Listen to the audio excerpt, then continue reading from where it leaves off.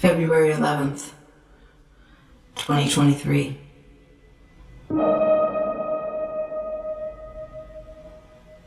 Last night there was a party for a young artist uptown. I didn't really want to go because I'd seen the work and wasn't crazy about it. But I knew Claudine would be there, and I hadn't seen her since she'd moved back from Berlin. I was glad I went. It had been gray all day. It rained. Everyone who came into the gallery that day had tracked water around, which made perfect sense of the show because one of the main themes is transience. And I always think of water as a transient substance. The sky had cleared by the time I left, and I decided to walk to the party from the gallery, because when I got outside, the air had a magic twinge in it. That rare thing in the city where you need to be moving, and it feels electric, and your mind is talking to you in this perfect way, and it feels so good to be walking and looking around like nobody can see you. It reminded me of a dream I used to have when I was little. Like nobody can see you. It reminded me of a dream I used to have when I was little. February 11th. Charlotte came home from school with a scratch across her forehead. She wouldn't tell me how it had happened until I swore to her I'd keep it a secret.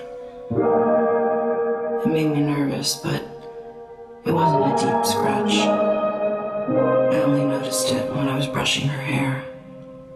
But she seemed really private about it, like it had been the mark in some secret ritual she'd been a part of.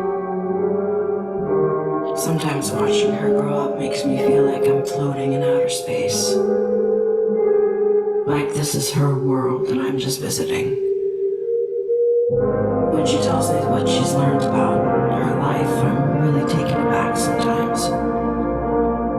Like the first time you hear a friend speak in a different language, their native language, a language you don't know. February 11th. When I was little, I had dreams about flying through the city at night while my parents were asleep. I looked up what it means. It means freedom of constraints or limitations in waking life. In the dream, I was flying up First Avenue, looking through all the high-up windows. Most people were asleep inside their apartments or watching television or playing board games. And there were a lot of yellow cabs on the street. I felt perfectly safe flying. I could look up at the clear black sky and feel like I could fly forever. List of constraints. Maybe it'll help. Number 1, time. Number 2, expectations. Number 3, language. Number 4, the speed of light. February 11th. I took Yasmin to lunch after the studio visit. Her work perplexed me, actually. All about birds. She's been using scraps of canvas and trash from the flower district to make nests, studying the architecture of nests she finds in Central Park. Some of the feathers she collected are really beautiful. Yasmin scares me a little. I don't think she takes good care of herself. And I think she needs to go out and have more fun. I told her to wear gloves when she handles the trash. She looked at me with pity after I said it, like, oh, poor you, you're so afraid.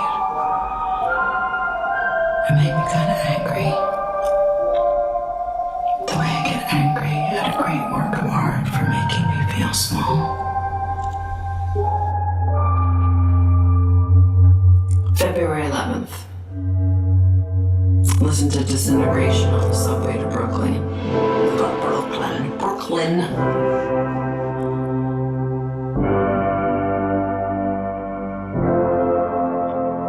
February 11th. Listen to Disintegration on the subway to Brooklyn. Thinking about my old angst. The duty of youth was to challenge corruption. That's what it used to be. I don't know what the duty of youth is anymore.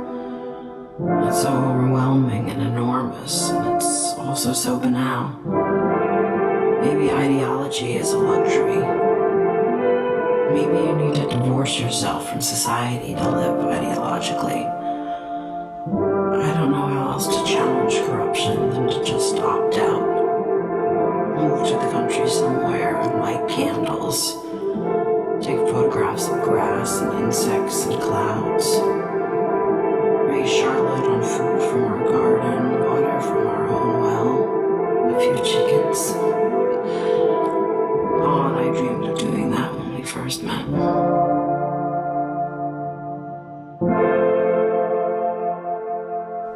February 11th. Today at work, someone came in off the street and asked for a recommendation for a quiet place to sit and read. I couldn't think of anywhere. Not one place in the neighborhood. He looked at the art for a while, and then he went back out into the rain. I went into my office and shut the door and read a book.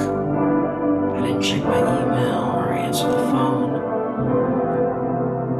I need to do that more often. Yasmin told me about a Sufi legend about birds. I tried retelling it to Charlotte at bedtime, but I'm sure I got it wrong. In the story, every bird represents a human fault. And there are 1,000 birds. The birds decide to go off in search of their leader. They have to cross 7 valleys to find her. Love, knowledge, detachment, unity, wonderment, annihilation, or something else. And when they realize there's this different way ahead, when they realize there's this difficult way ahead, most of them make up an excuse and go home. The nightingale, the parrot, the peacock, they almost all quit. In the end, only 30 birds make it. When they get to where they're going, they find a lake and look down and see themselves in the reflection. And they realize that they're their own leader. Together, they've been guiding themselves. I don't know. Yasmin didn't go on to explain what it meant to her. I don't feel like I'm looking for a leader. I know what my leader is.